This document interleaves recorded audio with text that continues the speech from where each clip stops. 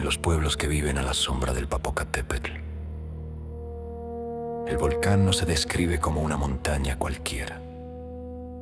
Se habla de él como de alguien que respira, que cambia de humor y que exige respeto.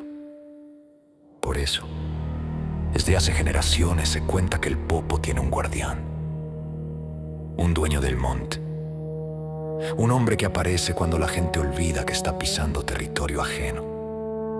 A ese guardián le llaman Don Goyo. Dicen que no se presenta como un espectro ni como un demonio. Se presenta como un hombre mayor, serio, vestido como la gente de campo, sombrero, ropa gastada por el viento y la ceniza, manos curtidas. Su mirada es lo que más se recuerda. Una mirada que no solo te ve, sino que te pesa encima, como si supiera lo que traes en el corazón y en la bolsa. En muchas versiones, Don Goyo no anda buscando asustar, anda buscando medir. Se le aparece a quienes suben por necesidad, a los que conocen el monte, y también a los que suben por reto, por curiosidad o por soberbia. Y casi siempre hace la misma pregunta, simple pero inquietante, como si fuera la única que importa allá arriba. ¿A qué subes? Cuando alguien responde con ligereza, cuando presume, cuando se burla o cuando trae la intención de llevarse algo del cerro como trofeo, la historia suele torcerse, porque la leyenda insiste en una idea. El Popocatépetl no castiga el miedo, castiga la falta de respeto. Entonces Don Goyo advierte, no con gritos, sino con frases cortas que caen como piedra. Hoy no es buen día. No te subas más. Deja eso donde lo encontraste. Bájate por donde viniste. Y a veces añade una instrucción que la gente repite en voz baja, como si decirla fuerte la llamara. Bájate sin voltear. Los que lo han contado dicen que después de sus palabras el monte se comporta distinto. El viento cambia de golpe, los animales callan, la ceniza cae como si alguien la estuviera soltando desde arriba. A veces se siente una vibración leve en el suelo, como un latido. Y ahí es cuando el corazón entiende lo que la cabeza se niega a aceptar. Ese hombre no está ahí por casualidad. En los pueblos cercanos se acostumbra a hablarle al volcán con respeto, dejar ofrendas sencillas, agradecer cuando el día fue tranquilo. No como un acto turístico, sino como una manera de reconocer que el monte manda. Por eso Don Goyo, más que un personaje de terror, funciona como un límite vivo. El recordatorio de que el Popocatépetl no es un escenario para presumir valentía. Es un lugar con dueño, con memoria y con un modo muy suyo de cobrar lo que se le toma. Y eso es lo que vuelve tan inquietante la leyenda. Don Goyo no llega para darte un susto. Llega para darte una oportunidad, un aviso. Y si lo ignoras, el volcán ya no tiene por qué ser amable. No recuerdo en qué momento dejé de escuchar al bosque y empecé a escucharme a mí mismo. Al principio era lo de siempre. Mi respiración, el crujido de las ramas bajo las botas, el golpe suave del morral contra la espalda. Iba solo porque me convencí de que así avanzaba más rápido.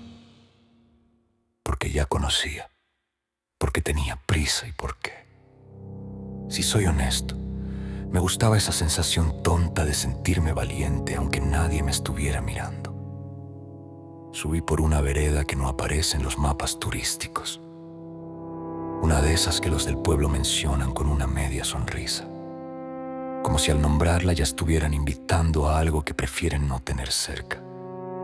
En la tiendita me lo dijeron sin dramatismo, como quien da un consejo que no quiere discutir. Por ahí no. Yo asentí, agradecí y me fui igual. Iba por fotos. Un claro que, según me dijeron, tenía una vista perfecta. El volcán se vería enorme, limpio, como en postal. Y yo quería eso, una imagen bonita para poder decir sin decir lo que yo estuve arriba. El aire olía a pino y tierra húmeda con un fondo amargo como de cerillo apagado. Ceniza vieja, pensé. normal. Caminé un buen rato y noté lo primero, ya no había pájaros. No era que se hubieran ido lejos. Era que el monte se había callado de golpe, como cuando alguien entra a una habitación y sin saber por qué tú bajas la voz. Me detuve. Escuché. Sentí que mi propia respiración sonaba demasiado fuerte. Me reí bajito como para regañarme a mí mismo, ya te estás sugestionando. Seguí. Mientras subía, el suelo dejó de ser tierra amable y se volvió polvo gris.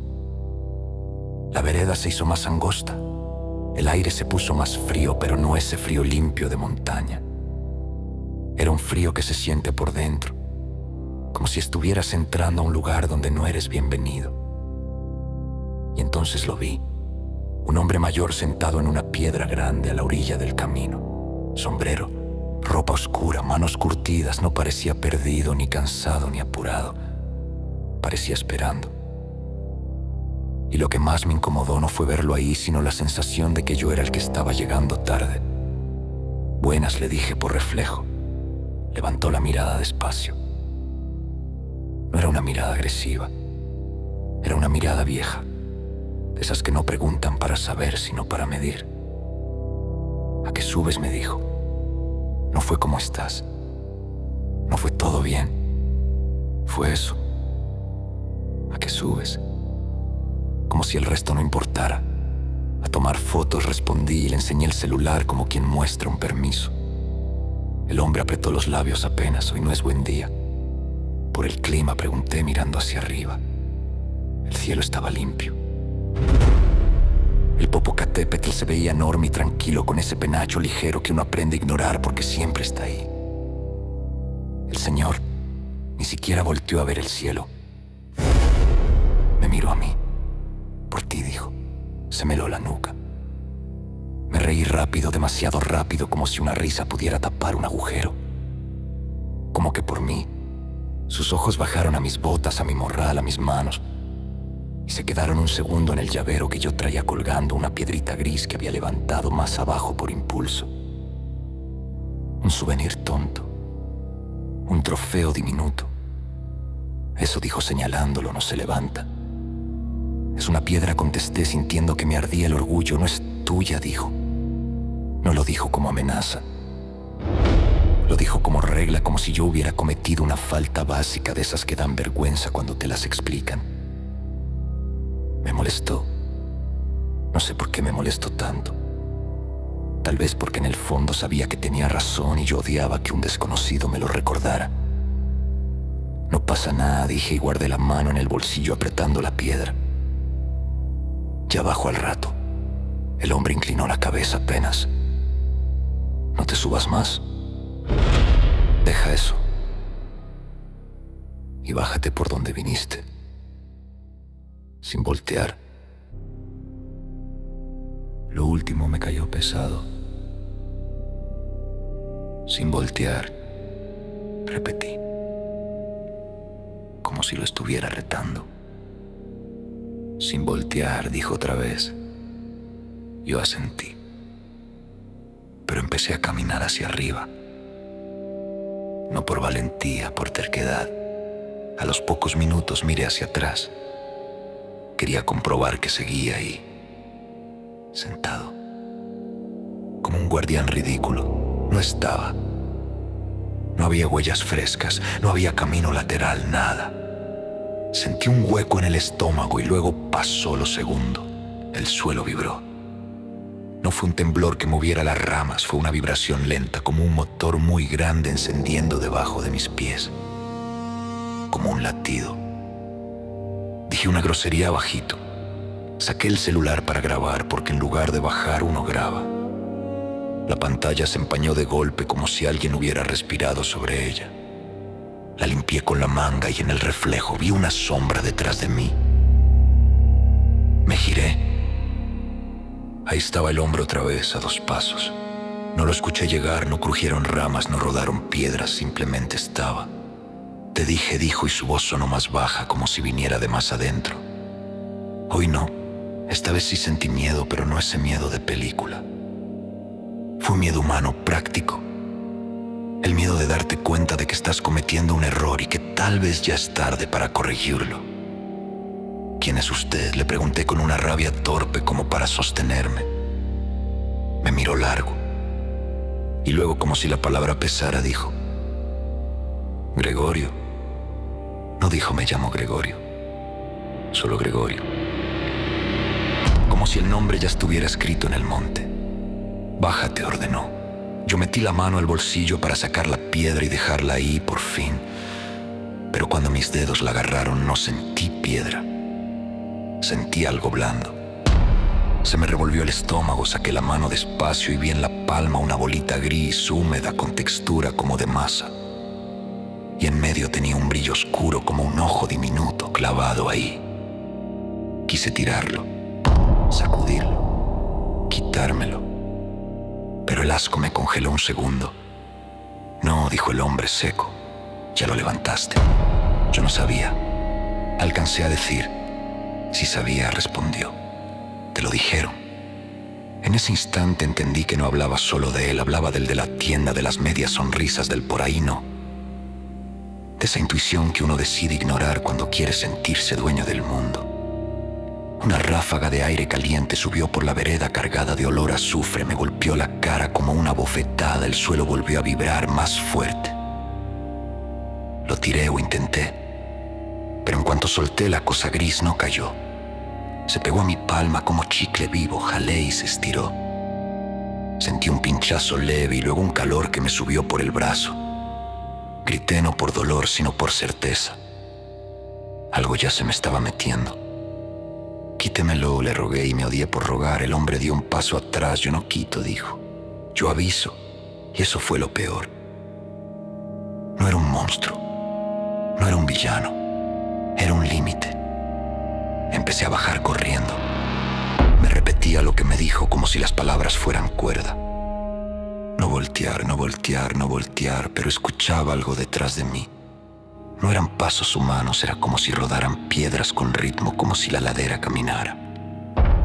No voltear. La vereda empezó a cambiar. Donde antes había una curva, ahora había otra. Donde recordaba un claro, ahora había árboles cerrados. El bosque ya no parecía el mismo. Parecía un lugar acomodándose para que yo no saliera. Y en mi mano izquierda, la que estaba pegada a esa cosa, empezó un latido pequeño. Un latido ridículo, pero cada vez que latía el suelo respondía con un latido más profundo, como si estuvieran conectados. Me detuve un segundo para respirar. Sentí la muñeca entumida. Vi que la piel alrededor empezaba a ponerse gris, como si la ceniza se hubiera metido bajo la carne. Me mordí el labio hasta sangrar para no pensar. Seguí bajando. No voltear. Y entonces, muy cerca del oído, escuché una voz que no era la del hombre. Mírame. La voz sonó como la mía, pero vieja, como si mi propia voz hubiera vivido aquí mucho antes que yo. Mírame, repitió. Sentí aliento caliente, olor a azufre y tierra mojada. Mi cuerpo reaccionó antes que mi voluntad.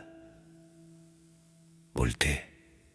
No vi colmillos, no vi garras. Vi algo peor, vi el sendero extendiéndose hacia arriba como una lengua gris. Vi el humo formando una especie de gesto enorme, una intención. El monte, de alguna manera, tenía cara sin tenerla y esa cara decía lo único que importaba, quemando yo. Y sentado en la piedra como si nada, estaba Gregorio mirándome con una calma que me destruyó por dentro. Ya, dijo. Sentí un tirón en la mano, un jalón interno, como si me hubieran amarrado una cuerda a los huesos y alguien empezara a jalarme hacia arriba.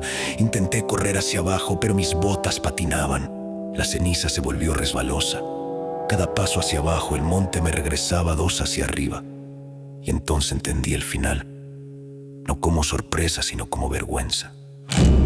No era que el volcán me quisiera muerto. Era que me quería de vuelta. Grité pidiendo ayuda, pero el bosque no devolvió el eco. Era como gritar dentro de una cobija. La cosa en mi palma latió fuerte una última vez. Sentí un calor subirme por el brazo, por el cuello, por detrás de los ojos. Por un instante vi el mundo como si todo fuera ceniza. Gris, frágil, reclamable. Gregorio se levantó despacio. No era tuyo, dijo, como cansado de repetirlo, y ahora tú tampoco. Lo último que recuerdo con claridad es el olor. Azufre y pino quemado mezclados con algo dulce como pan recién hecho. Un olor imposible. Luego ya no fue yo bajando, fue yo subiendo. Y mientras mis piernas caminaban solas, mientras mi mano se volvía cada vez más gris, alcancé a pensar una frase que no era mía y aún así estaba en mi cabeza como si siempre hubiera estado ahí. El que toma del cerro se queda en el cerro. Después ya no hubo palabras. Solo el latido lento y enorme del Popocatépetl respirando conmigo adentro.